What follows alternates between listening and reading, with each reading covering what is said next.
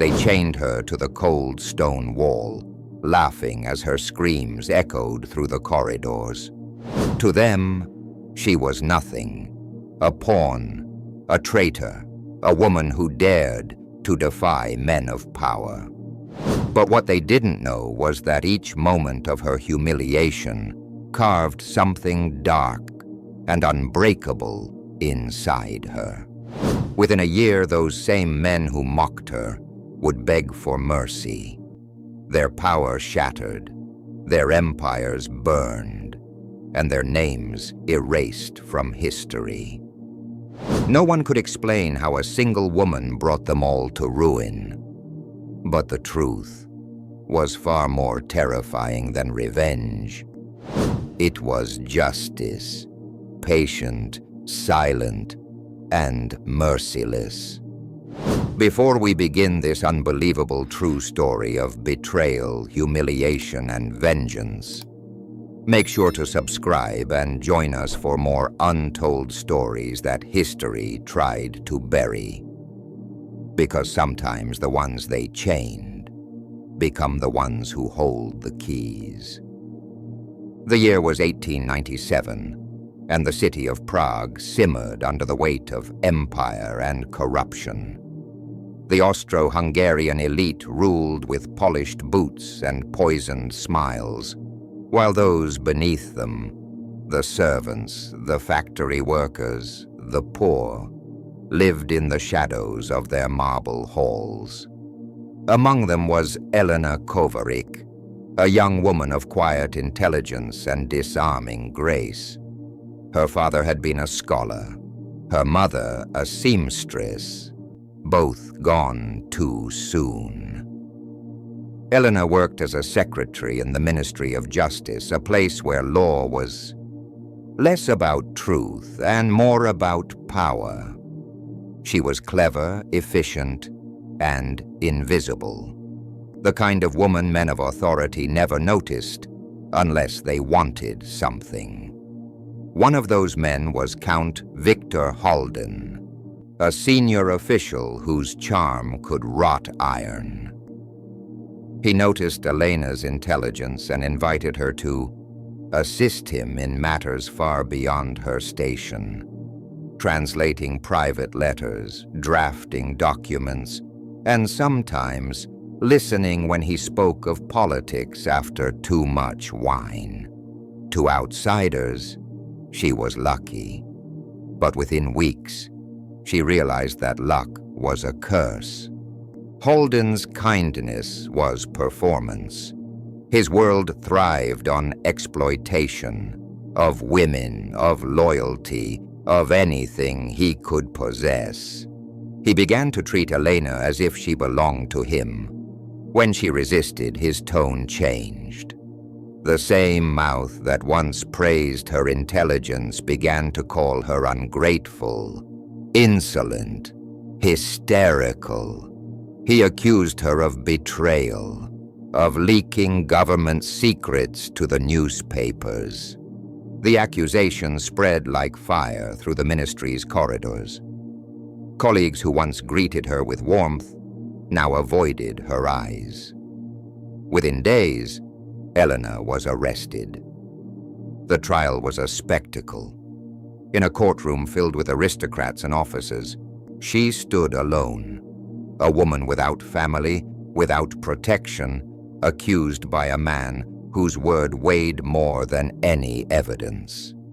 They said she had stolen confidential documents, sold them to reformist papers, and conspired with nationalists. There was no proof. But in an empire built on fear, proof was irrelevant. When the verdict came, the courtroom erupted in cruel laughter. The judge declared her guilty of treason.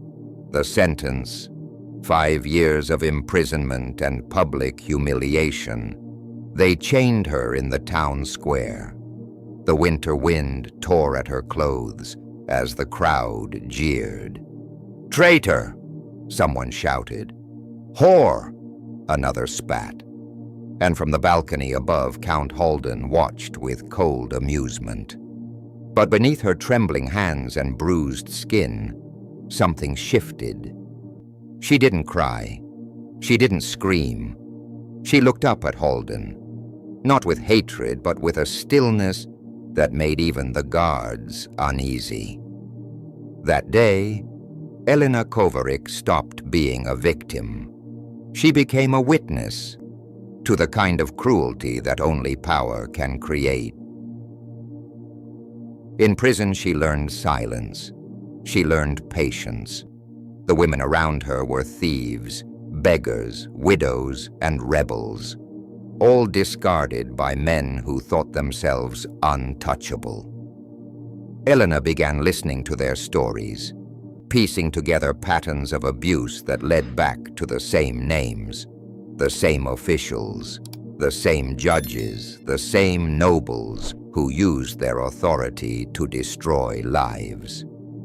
She also met Anna Dravik, a nurse who had been imprisoned for exposing corruption in the city hospital. Anna saw in Elena something unbreakable. Together they began recording what the prisoners whispered at night. Names, dates, crimes, evidence hidden behind sealed doors. By the time Elena's sentence ended, she had built something dangerous, a ledger of secrets that could bring down half the city's elite. When she was released, she returned to Prague as if nothing had changed. She found work as a typist, rented a small room near the Vltava River, and began to move like a ghost through the city. No one remembered her face. No one recognized her name. Count Holden, now promoted and celebrated, believed she had been crushed. But Elena had not come back to rebuild her life. She had come back to unmake theirs. She started small, anonymous letters to the newspapers, revealing inconsistencies in financial records, quiet accusations of fraud. Then, evidence began to leak. Bank transactions, love letters, falsified court documents. Every week, another scandal surfaced, another powerful man ruined. Holden laughed it off at first. Enemies of progress, he told the press. Cowards hiding behind lies. But each scandal edged closer to him. The documents bore the handwriting of his aides, the seal of his office. Then one morning, a letter arrived at his home, unsigned, written in elegant handwriting he hadn't seen in years. You once told me the truth belongs to those who can afford it. Let us see how expensive yours is. He froze. For the first time in his career, Count Victor Holden felt something foreign. Fear. He ordered an investigation, but no trace could be found. Witnesses disappeared. Files went missing. His allies turned cold. The empire he'd built on control was beginning to crumble, and he didn't know who was behind it. That night, as he poured himself a drink to steady his shaking hands, he noticed a small mark scratched into the bottom of his glass, the symbol used by prisoners to mark their chains. And in that moment, he realized something horrifying. Elena Kovarik had never been defeated. She had only been waiting. The following months in Prague were thick with whispers.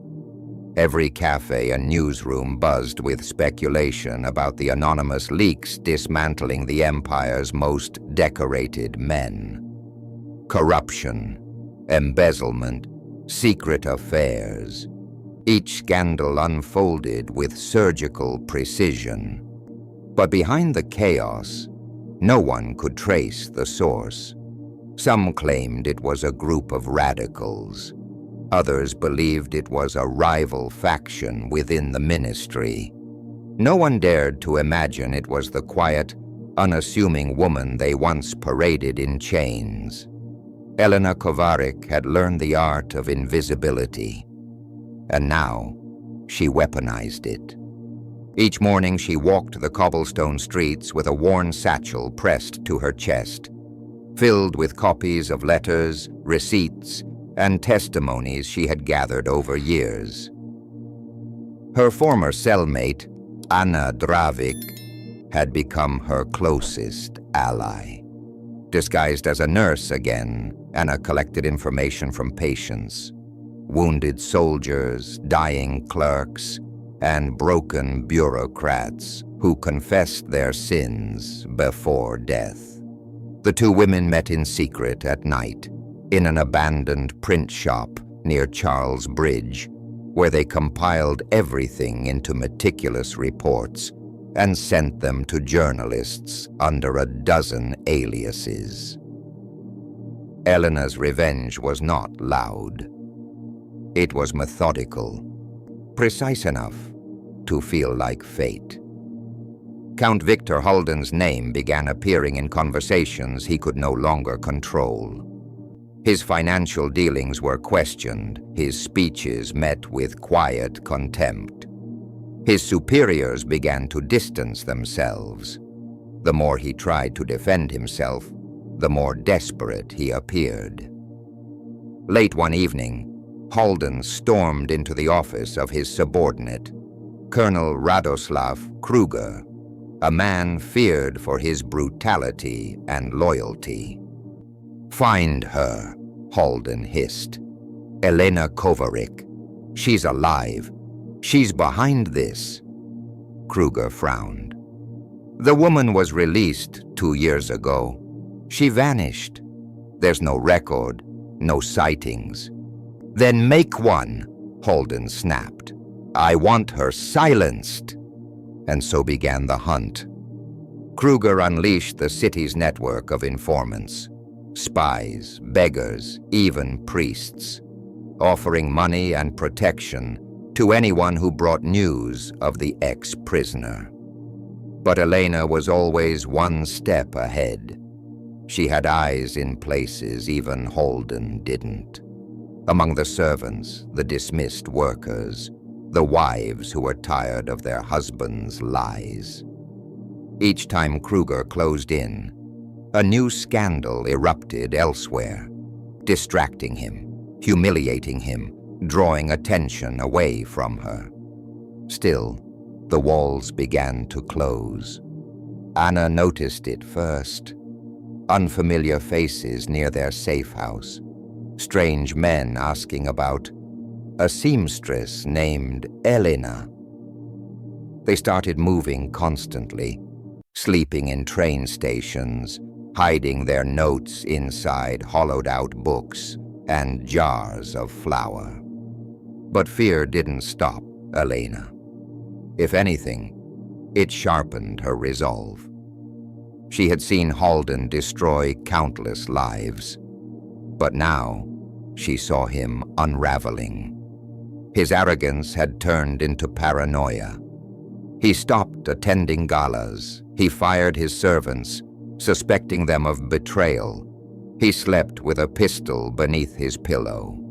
And one cold morning in March, when snow clung to the rooftops like ash, a maid found him pacing his study, muttering names under his breath, her name among them. That same week, something shifted in Elena's plan. She received a letter written in hurried script. "Meet me at the old prison chapel. Midnight. It's about Halden. Come alone. A.D." Anna never signed her letters that way, but Elena recognized the handwriting. Her pulse quickened. For 2 years they had trusted no one. But this was Anna, the woman who had saved her life, who had risked everything beside her.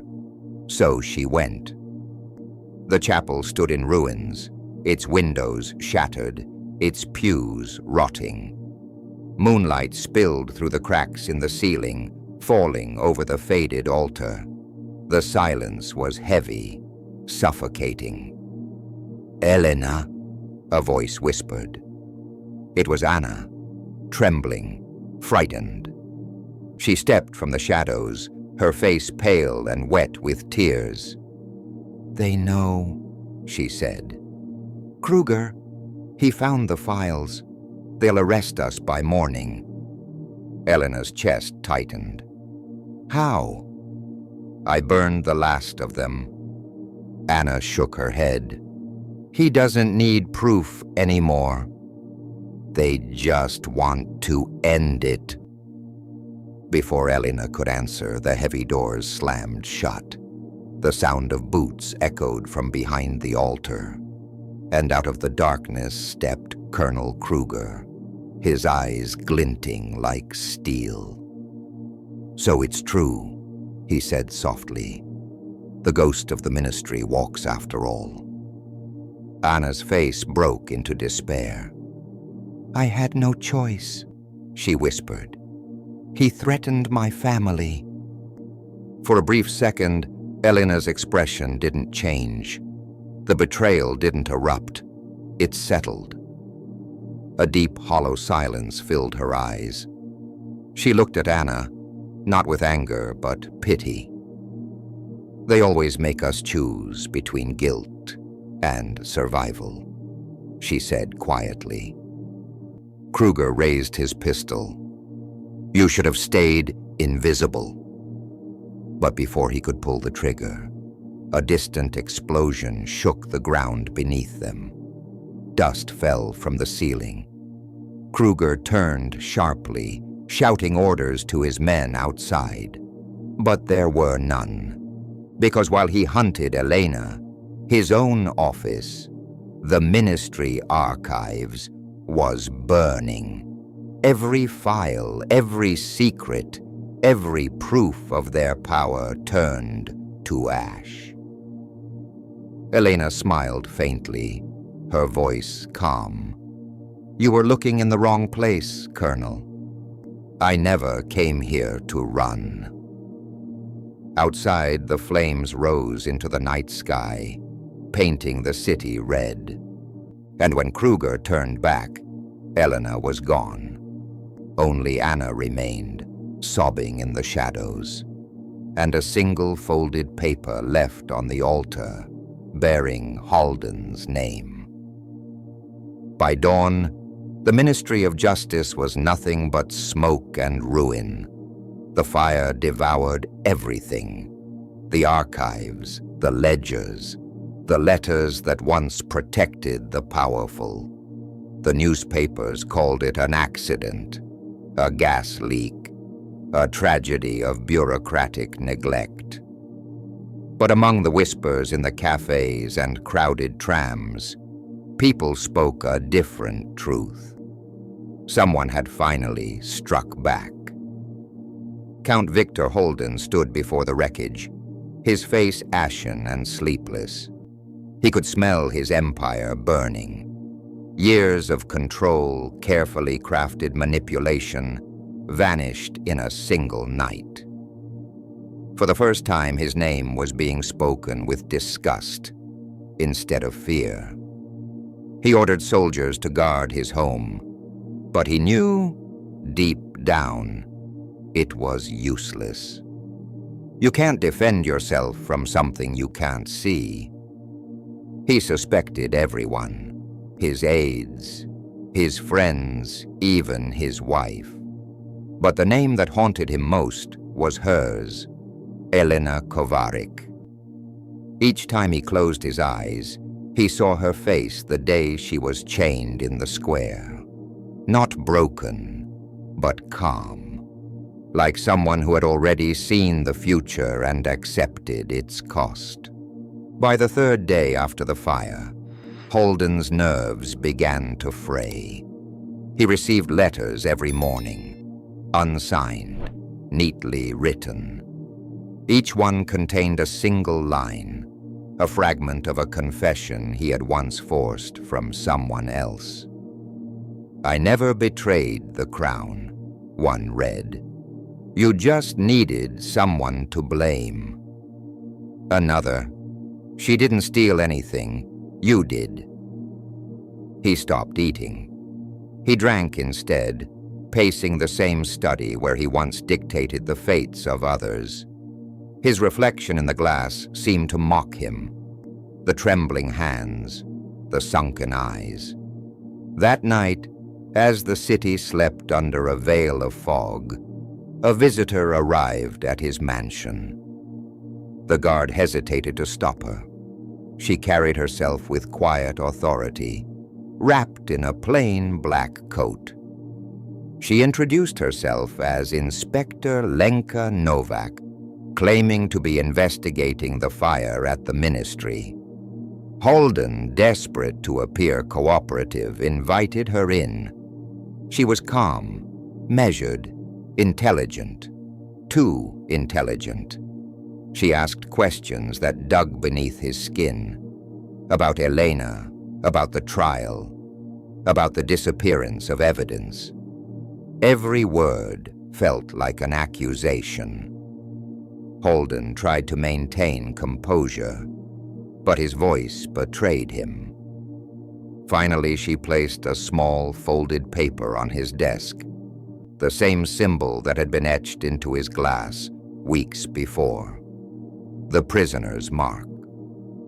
Holden's breath caught. "Where did you get that?" he demanded. The woman met his gaze, her expression unreadable. "From the ashes," she said softly. "Some things survive fire." When she stood to leave, she turned back once. "Count Holden, you once told a courtroom that truth is a weapon. I suggest you remember who you gave it to." The door closed behind her and silence filled the room. Holden rushed to the window, but she had vanished into the fog. He called for his guards, but none had seen her enter. None had seen her leave. By morning, he was gone. His carriage was found overturned near the river, his body missing, only his coat left behind. Some said he fled the country. Others believed he drowned himself rather than face disgrace. The official record listed him as disappeared. But those who knew better said only one thing. Elena took back what he stole. In the weeks that followed, the city changed. Arrests were made, newspapers printed names that had once been untouchable, and the ministry was rebuilt with new faces. Elena never appeared again. Not in public, not in rumor. She simply dissolved into the anonymity she had mastered so well. But the legend of her, the woman who had been chained and mocked, spread quietly through the workers, the servants, the forgotten. To them, she was not a criminal, but a symbol, a reminder that silence can be turned into a weapon sharper than any blade. Years later, Anna Dravik, older, frailer, her hair streaked with gray, worked as a nurse in a small village outside Prague. One afternoon, a patient was brought to her, a middle-aged woman found unconscious near the riverbank. Her hands were scarred, her pulse weak. When Anna cleaned the dirt from her face, her heart stopped. It was Elena, alive. For hours, she said nothing. When she finally spoke, her voice was thin, quiet, almost peaceful. "It's over, Anna," she whispered. "They buried themselves. I only showed them the shovel." Anna wept. "You should have left this city behind." Elena smiled faintly. "You can leave a place, but not the truth that built it." The next morning, she was gone again. Her bed empty, her clothes folded neatly on the chair. Only a small note remained, written in the same elegant hand. To those who chain the innocent, remember this: every lock has a key, and sometimes it's held by the one you least expect. Elena Kovarik was never seen again. But every few years, when another scandal erupted, when another official's career collapsed under the weight of secrets no one could explain, someone would whisper her name, quietly, carefully, as if speaking it too loudly might summon her from the shadows. And perhaps that was her final victory, not the destruction of men, but the survival of memory. Because vengeance fades, but justice, once awakened, never dies quietly. History remembers those who spoke loudly, but it was often the silent ones who changed it. Elena's story reminds us that power built on cruelty will always eventually answer to the truth, no matter how long it takes. If stories like this move you, tales of courage, betrayal, and justice hidden in the pages of history, then subscribe to our channel. Join us as we uncover more real stories the world tried to forget, because the past is never as silent as it seems.